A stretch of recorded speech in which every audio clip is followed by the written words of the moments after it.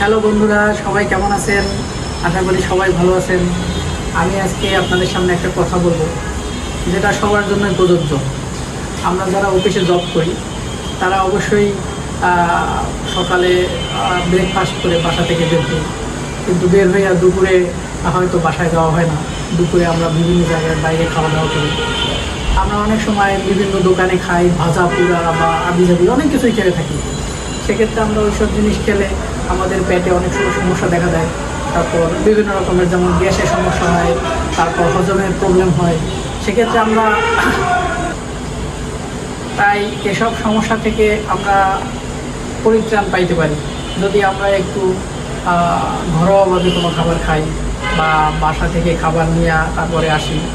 তাই সেক্ষেত্রে বাসার খাবারটা খেলে আমাদের পেটে ওই ধরনের কোনো সমস্যা হবে না।